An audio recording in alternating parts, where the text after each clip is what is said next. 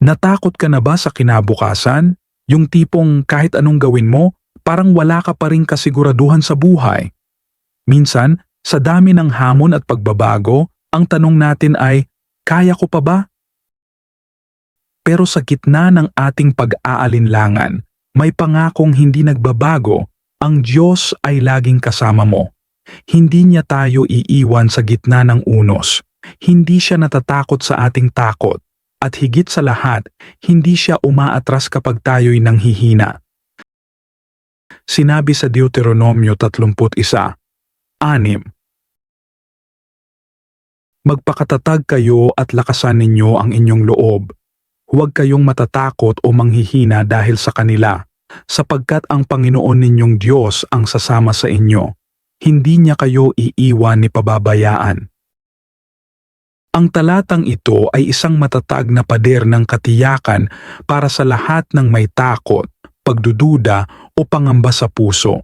Sa gitna ng kaguluhan ng mundo, ito ang mensahe ng Diyos.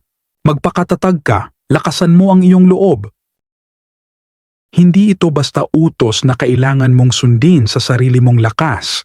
Bagkus, ito ay paalala na may dahilan kang maging matatag dahil ang Diyos ay nasa tabi mo. Ang lakas na kailangan mo ay hindi galing sa sarili mo, kundi galing sa Kanya. Ang takot ay normal na emosyon ng tao, pero ang Diyos ay hindi tumatawag sa atin para mabuhay sa takot. Tinatawagan niya tayong mabuhay sa tiwala, tiwalang hindi tayo iiwan ni pababayaan. Kapag nararamdaman mong natatalo ka ng kaba at takot, tandaan mo, may Diyos na lumalaban kasama mo. Siya ang nagbibigay ng lakas sa puso mong nanghihina. Siya ang nagbibigay ng tapang sa oras na parang gusto mo nang sumuko. At ang pangako ng Diyos ay hindi limitado sa isang pagkakataon lang. Hindi niya tayo iiwan. Hindi niya tayo pababayaan. Hindi niya tayo sinasamahan lang sa mga tagumpay. Kasama natin siya sa mga luha, pagkatalo at katahimikan. Kaya kapatid, sa bawat hakbang na puno ng pangamba, buuin mo muli ang iyong tiwala. Ang Diyos ay kasama mo. Sa Kanyang presensya may lakas. Sa Kanyang salita may pag-asa. At sa Kanyang pag-ibig may katiyakan na hindi ka kailanman nag-iisa. Hindi ba't iniutos ko sa iyo? Magpakatatag ka at laksan mo ang iyong loob. Huwag kang matakot ni panghinaan ng loob, sapagkat ako, ang Panginoon mong Diyos, ay sasa iyo saan ka man magtungo.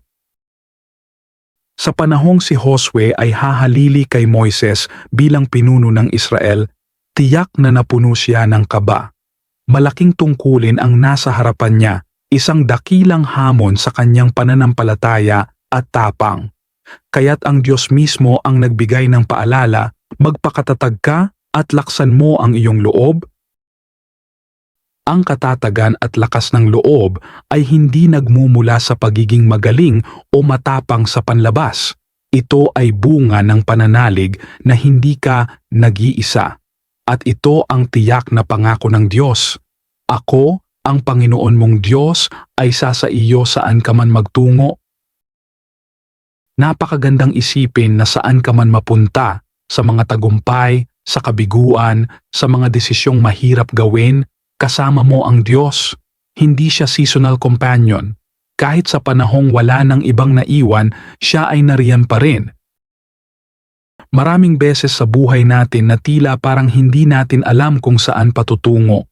May mga hakbang na kailangan mong gawin, pero puno ng takot ang puso mo. Pero tulad ni Josue, hinihikayat tayo ng Diyos na lumakad ng may tapang, hindi dahil sigurado tayo sa resulta, kundi dahil sigurado tayo sa Kanyang presensya. Hindi niya tayo inaasahang perpekto ang pagtitiwala. Alam niyang may mga araw tayong mahina. Kaya nga inuulit-ulit niya ang Kanyang pangako. Ako ay sasa iyo. Ibig sabihin, sapat ang Kanyang lakas para sa ating kahinaan at sapat ang Kanyang kaalaman para sa ating pagkalito. Kapatid, kung may pinagdadaanan ka ngayon na hindi mo alam kung paano haharapin, alalahanin mo ang Josue 1. Siyam. Huwag kang matakot. Huwag kang panghinaan ng loob. Ang Diyos na nagsimula ng mabuting plano sa buhay mo ay siya ring kasama mo hanggang sa huli. Kaya't huwag kang matakot sapagkat ako'y kasama mo. Huwag kang mangamba sapagkat ako'y iyong Diyos. Palalakasin kita at tutulungan. Iingatan kita sa pamamagitan ng aking matuwid na kamay. Wala nang mas malinaw pang mensahe mula sa Diyos kundi ito. Huwag kang matakot sapagkat ako'y kasama mo. Isa itong pangakong bumabalot sa buong puso, isang katiyakang hindi tayo kailanman iiwan ng Diyos. Sa tuwing tayo ay napupuno ng pangamba sa mga desisyon, sa kinabukasan, sa bigat ng kasalukuyan, ang Diyos ay tahimik na bumubulong. Ako ang iyong Diyos, palalakasin kita, tutulungan kita. Hindi niya tinatanggal ang realidad ng takot, pero binibigyan niya tayo ng dahilan upang manatiling matatag sa kabila nito. Ang takot ay hindi palatandaan ng kahinaan. Ito ay paalala na kailangan natin ang Diyos. At sa bawat sandaling takot tayo, doon higit na nahahayag ang kanyang kapangyarihan. Kapangyarihang hindi nananakot, kundi nagpapalakas. Palalakasin kita, sabi ng Diyos. Hindi lang niya tayo pinapatatag, pinapanatili niya tayong buo. Sa ating pagkawasak, siya ang nagsasama ng ating pira-pirasong lakas. Tutulungan kita, sabi niya. Hindi niya sinabing manood lang siya. Siya ay aktibong kumikilos. Iingatan kita sa pamamagitan ng aking matuwid na kamay. Napakasarap pakinggan. Iingatan tayo hindi lang basta, kundi sa pamamagitan ng kanyang katuwiran, kabanalan at pag-ibig. Ibig sabihin, ligtas tayo sa kamay ng Diyos, hindi dahil tayo'y karapat-dapat, kundi dahil siya'y tapat. Kaya kapatid, kapag muli kang pinanghinaan ng loob o nanginig ang iyong pananampalataya, isara mo ang iyong mata at bigkasin ito. Ako'y hindi nag-iisa. Kasama ko ang Diyos. At sa bawat salita, damhin mong ang kanyang matuwid na kamay ang umaakay sa iyo, matibay, tapat at walang bitaw. Sa lahat ng ating napagnilayan mula sa Deuteronomio 31, 6, Josue 1, Siyam at Isayas 41, 10, isang makapangyarihang katotohanan ang paulit-ulit na idinidiin ng Diyos. Hindi mo kailangang matakot sapagkat hindi ka nag-iisa.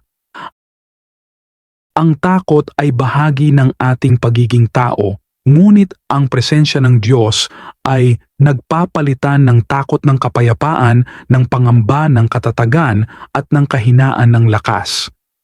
Kasama natin siya saan man tayo mapunta, anuman ang pinagdadaanan natin, at kailanman sa ating buhay. Kaya kapatid, sa gitna ng problema, sa harap ng malaking hamon, o sa oras ng pagdududa, hawakan mo ang kanyang pangako. Siya ay tapat, siya ay makapangyarihan, at higit sa lahat, siya ay kasama mo.